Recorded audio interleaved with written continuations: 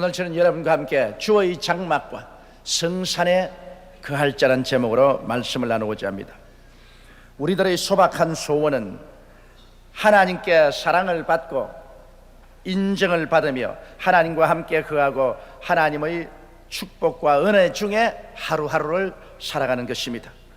우리가 멸망에서 구원받은 것은 오직 예수님을 믿음으로 말미암아 값없이 하나님의 축복으로 구원을 받게 된 것입니다. 그러나 우리가 하나님의 집에 함께 거하고 하나님의 성산에 거하기 위해서는 우리는 하나님의 계명을 지키고 하나님의 기쁘신 일을 행해야 진실로 하나님과 함께 거할 수가 있습니다. 여러분, 우리가 하나님의 계명을 지키면 지킬수록 우리는 하나님의 영광이 더 충만해지고 그리고 하나님과 가까이 지낼 수가 있는 것입니다. 구원은 예수를 믿음으로 값없이 받지만은 하나님과 깊은 교제와 하나님의 은총과 축복은 하나님이 주시는 계명을 지키면 지킬수록 더 큰 은혜 속에 들어갈 수 있는 것입니다. 시편 15편은 바로 이것을 우리에게 가르쳐 주고 있습니다. 그러면 하나님께서 구원받은 우리들에게 하나님의 장막에 거하고 성산에 함께 거하기 위해서 지켜야 될 계명이 어떠한 것인가 우리 오늘 알아보고 이 한 해 동안에 이 계명을 지킴으로 하나님과 동행하는 우리들이 되어야 되겠습니다. 첫째로 우리 하나님께서는 정직히 행해야 하나님과 함께 거할 수 있다고 말씀하고 있는 것입니다. 하나님은 정직하십니다. 그러므로 정직하지 않는 자를 하나님 미워하십니다. 하나님은 거짓을 행하는 자와 함께 거할 수가 없는 것입니다. 우리 성경에 보면 신약 성경에 성령이 충만하여 오순절날 이후로 복음이 예루살렘을 중심해서 편만히 퍼져갈 때 많은 사람들이 감동하여 하나님 사도들 앞에 나와서 하나님 사업을 위해서 많은 물질을 바쳤습니다. 그때 예루살렘에 있는 아나니아와 삽비라라는 성도가 있었는데 그들이 땅 얼마를 팔아서 아내와 모의해서 그 중에 돈 얼마를 감추고 나머지 돈을 가지고 사도 베드로에게 나갔습니다. 그래서 베드로에게 말했습니다. 이것이 우리 땅값 전부를 가지고 나왔습니다. 그럴 때 베드로가 성령이 충만해서 말하기를 아나니아야 어찌하여 사탄이 너 마음속에 가득하여 하나님의 성령을 속이려고 하느냐. 땅이 그대로 있을 때도 너 땅이고 땅을 팔고 난 다음에도 그 돈을 네가 임의로 할 수 있는데 왜 일부분을 숨기고 난다. 그 한 부분만 가지고 나왔는데도 불구하고 다 가지고 나왔다고 하나님을 속이느냐. 사람에게 거짓말한 것이 아니고 하나님께 거짓말한 것이. 그러자 아나니아가 그 자리에서 끄꾸러져 혼이 떠나고 죽고 말았습니다. 청년들이 그 시체를 갖다가 장사 지내고 돌아올 때쯤 되는데 한 3시간 후에 그 아내 삽비라가 남편이 죽은 것도 모르고 성전에 들어왔습니다. 그때 베드로가 또 물었습니다. 삽비라야 네가 정말 너희 남편과 함께 땅 판 돈 전부를 가지고 왔느냐. 예, 그렇습니다. 어찌하여 네가 너희 남편과 공모하여 하나님을 속이고 거짓말하는가. 너희 남편을 장례 지내고 온 청년들의 발걸음이 바로 밖에서 들리지 않은가. 너도 거짓말했으므로 죽을 것이다. 그 자리에서 삽비라도 거꾸로져 죽었습니다. 청년들이 들어와서 보니 삽비라가 죽은지라 그 시체를 가지고 남편 옆에 파물었습니다. 이것은 하나님께서 초대 교회를 개척할 때 시작부터 교회 내 거짓이 없게 하려고 하나님께서 모범적으로 심판하신 것입니다. 그러므로 하나님은 부정직한 사람을 신뢰하지 않습니다. 물론 사람도 부정직한 사람을 신뢰하지 않습니다. 이렇기 때문에 우리는 하나님과 동행하기 위해서는 언제나 정직히 행해야 됩니다. 둘째로 우리는 공의를 일삼아야 하나님과 동행할 수 있다는 것입니다. 하나님은 그 자신이 의입니다. 이러기 때문에 하나님은 불의로 행하는 자와 함께 동행할 수 없고 하나님은 불의를 미워하시는 것입니다. 여기에 특히 공의란 것은 선악을 공평하게 판단하는 것을 말하는 것입니다. 자기의 마음에 드는 사람은 악을 행해도 덮어주고 자기가 미워하는 사람은 선을 행해도 그를 핍박하고 하는 이런 것은 공의가 아닙니다. 공의로운 것은 선악을 공평하게 판단하는 것을 말하는 것입니다. 중국 고사에 보면 어느 임금이 명령을 내렸습니다. 봄철에 밀과 보리가 아주 익었을 때 탕남들이 술을 마시고 말을 타고 밀밭을 막 뛰어가기 때문에 밀밭이 작살이 났습니다. 그래서 이제 누구든지 봄에 한참 밀보리가 익을 때 말을 타고 술을 먹고 밀밭과 보리밭을 뛰는 사람은 잡아서 눈알을 뽑아버리겠다고 했습니다. 그런데 밀과 보리가 아주 무르익었는데 소식이 들어왔습니다. 한 사람이 술을 먹고 말을 타고 밀밭과 보리밭을 막 달려가며 그를 작살을 낸다는 것입니다. 임금이 음명을 내려서 당장 잡아오랬습니다. 잡아보니까 다른 사람이 아니라 자기 왕위를 이을 자기 왕자입니다. 임금이 음이 명령해서 그 왕자의 두 눈을 뽑아라고 했습니다. 문무백관이 다 왕 앞에 무릎을 꿇고 조아려 울면서 그 죄를 용서해 주십시오. 그래도 왕은 일단 내가 명령을 내린 이상 백성들에게는 그걸 실천하고 왕자라고 실천하면 공의가 어떻게 쓰겠는가? 눈을 뽑겠다 그랬습니다. 그러자 문무백관들이 말리고 울고 야단을 냈습니다. 이러므로 그 아버지가 사랑도 베풀고 공의도 베풀기 위해서 자기의 오른 눈을 뽑고 그리고 왕자의 왼 눈을 뽑아서 사랑도 베풀고 공의도 세웠다는 고사가 있습니다. 여러분, 돈이나 권력에 의하여 선악의 판단이 비뚤어질 때, 옳고 바른 길이 무시될 때 그런 개인이나 사회나 국가는 결국 망하고 마는 것입니다. 그렇기 때문에 하나님께서는 공의를 일삼지 않는 사람과는 함께 있지 않겠다고 말씀을 하신 것입니다. 셋째로 성경에는 그 마음에 진실을 말하는 사람과 하나님이 함께 계시겠다고 말한 것입니다. 하나님은 진리이십니다. 그러므로 거짓을 말하는 자를 하나님은 미워하시고 또 진실하지 않은 사람과 하나님은 동행할 수 없는 것입니다. 여러분, 거짓의 근원은 무섭습니다.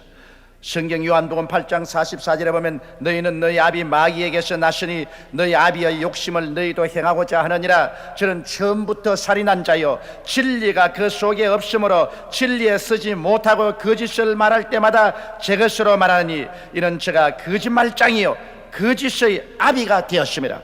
바로 거짓의 아비는 원수 마귀인 것입니다. 원수 마귀는 언제나 거짓을 만들어냅니다. 아담과 하와에게 와서 마귀가 무슨 말을 했습니까? 아담과 하와에게 하나님께서는 선악을 아는 실과를 먹으면 너희가 반드시 죽으리라 했는데 마귀는 결코 죽지 아니하리라. 너희가 이 실과를 먹으면 눈이 밝아 너희도 하나님처럼 될 것이라고 말했습니다. 얼마나 무시무시한 거짓말입니까? 아담과 하와는 이 마귀의 거짓말을 믿고 선악과를 따먹었다가 그들 자신과 그들의 후대 인류들을 절망 가운데로 몰아넣어버리고 말한 것입니다. 그러므로 하나님께서는 이 거짓의 영을 가지고 거짓말하는 자와 주께서 같이 있지 않습니다. 그러므로 우리는 진실을 말하면서 살아야 하나님과 동행할 수 있는 것입니다. 넷째로 성경에는 그 혀로 참소치 않아야 하나님과 동행할 수 있다고 말하는 것입니다. 참소란 간악한 말로 남을 헐뜯어 없는 죄도 있는 것처럼 윗사람에게 고해 바치는 것을 참소라고 말하는 것입니다. 그는 얼굴 없는 자로서 온갖 간악한 말로 남을 헐뜯어 없는 죄도 있는 것 같이 해서 사람들을 괴롭히려고 하는 것입니다. 여러분, 정당한 사람들은 이와 같은 비열한 참소의 수단을 사용하지 않습니다. 참소는 바로 마귀가 그 배후에 있는 것입니다.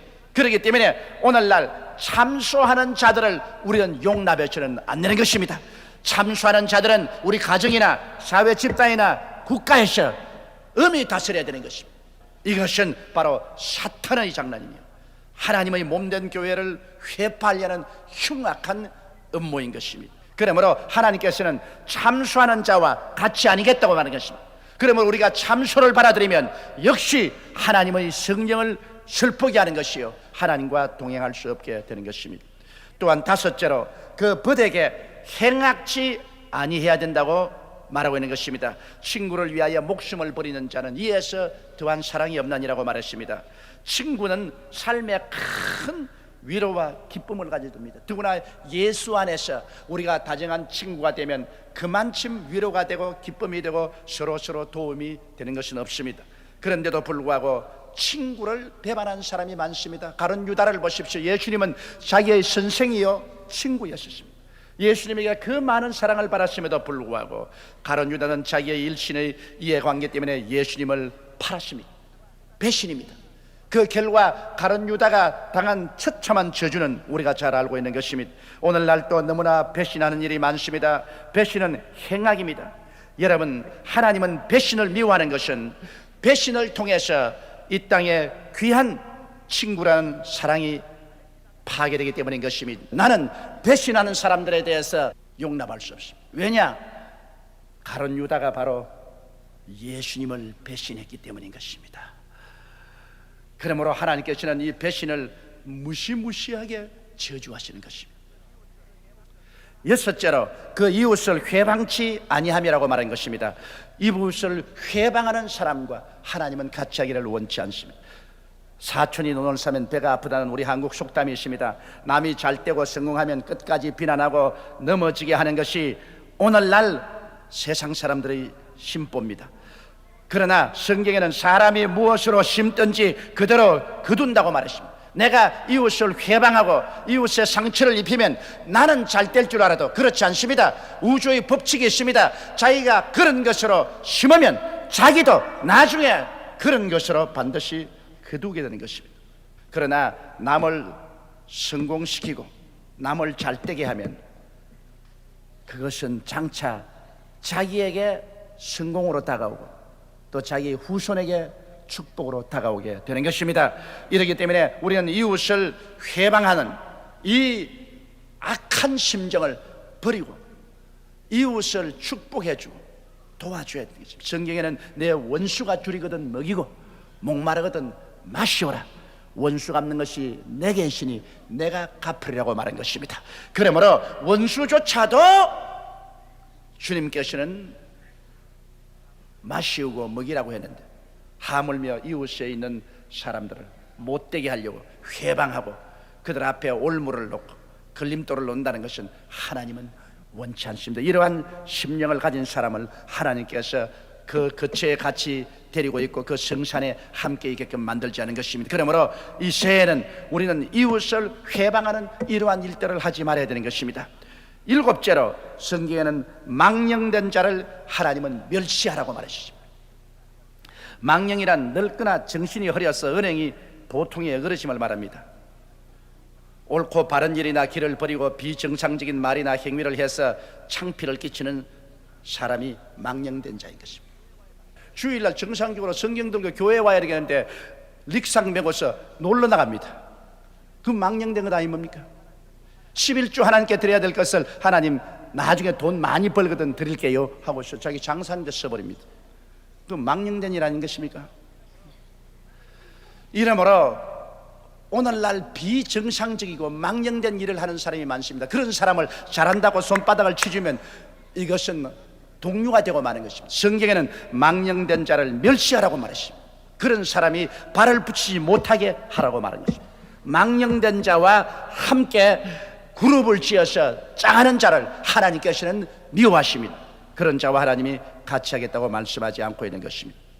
그렇기 때문에 우리는 우리의 생활 속에 언제나 윤리와 도덕적으로 바로 서고 정상적인 사고를 가지고 올바르게 살아가는 사람을 친구로 삼고 그들 밀어주고 그들과 협조해야지, 망령된 사람을 오히려 축축이고 뒤에서 박수치고 손을 잡고 함께 행하는 이러한 일들을 우리가 하지 말아야 되겠습니다. 그 다음 여덟째, 야훼를 두려워하는 자를 존대하라고 말하셨습니다. 여러분, 참 사랑은 존경을 함께 가지고 옵니다.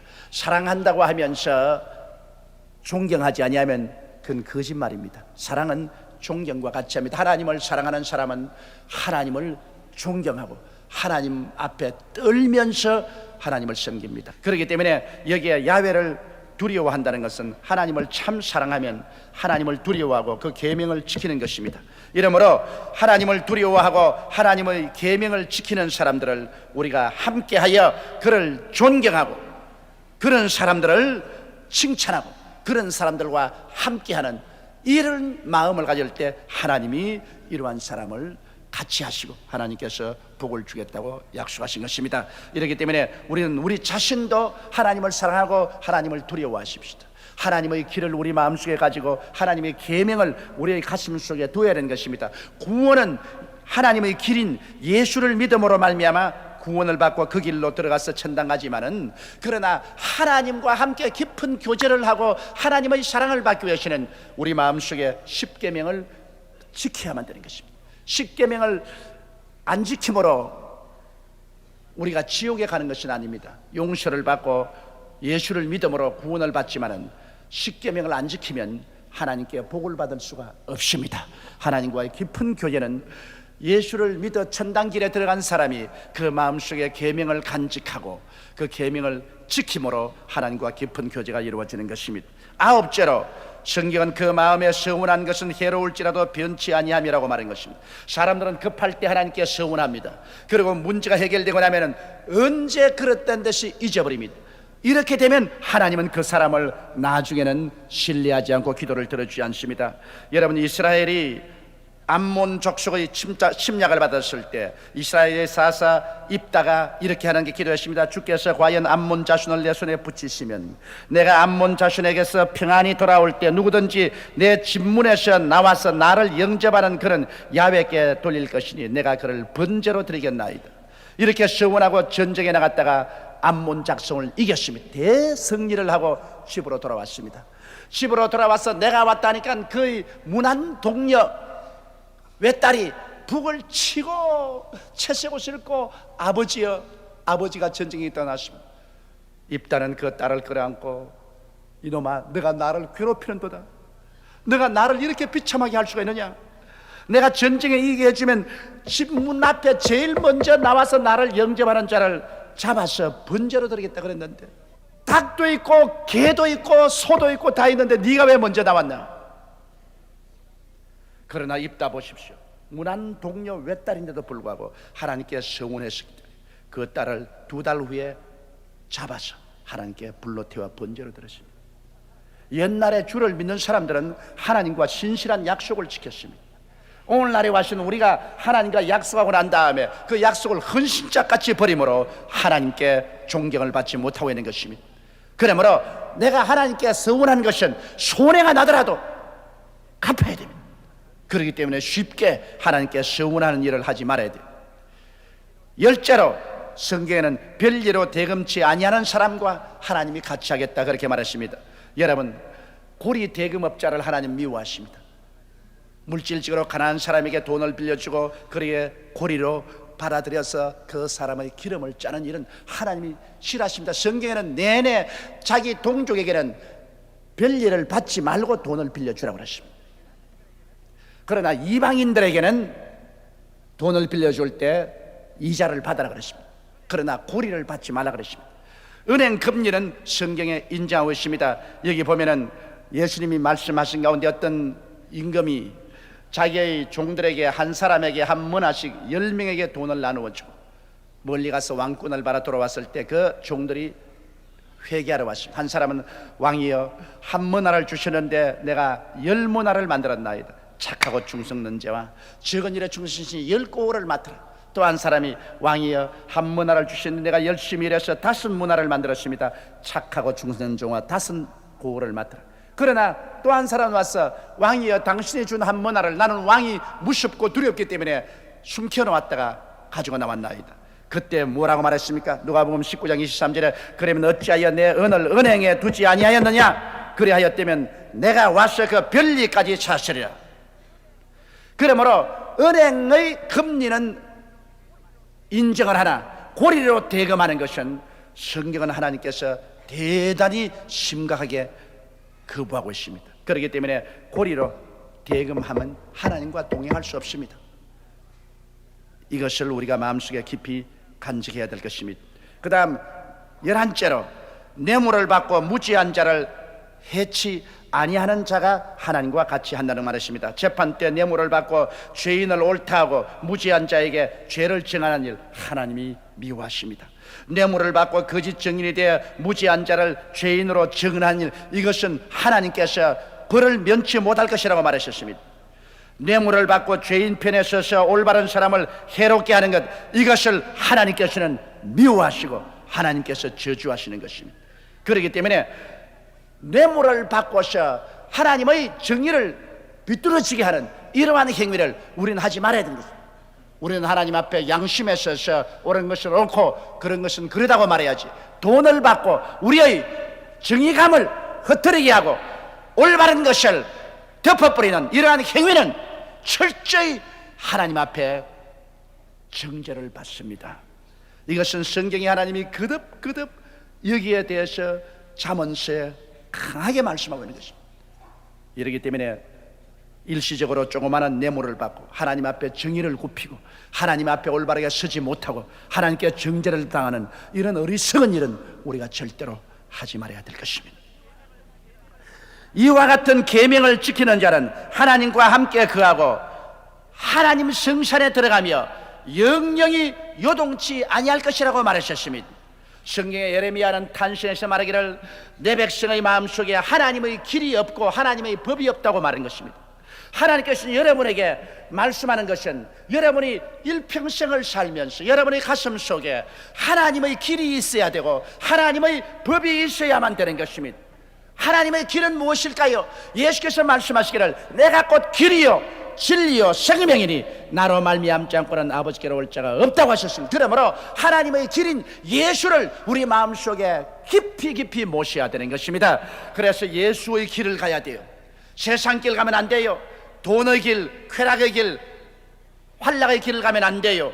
예수의 길을 가야 돼요. 그러나 예수의 길을 갈 때 우리 마음속에 하나님의 법을 간직해야 되는 것입니다. 여기에 하나님의 법 10계명을 마음속에 간직하고 가야 되는 것입니다. 오늘 여러분에게 주신 이 하나님의 계명을 마음속에 간직하고 가야 되는 것입니다. 천당은 예수 길을 통해서 가지만은 천당하는 동안에 하나님의 사랑을 받고 하나님의 은혜를 입고 하나님의 기림을 받고 인정을 받으며 영혼이 잘됨같이 범사에 잘되며 강건하고 생명을 얻되 넘치게는 복을 받기 위해서는 예수의 길을 가면서 하나님 장막에 거하고 하나님의 성산에 들어갈 수 있도록 하나님의 법이 마음속에 있어서 하나님의 법을 지켜야만 되는 것입니다.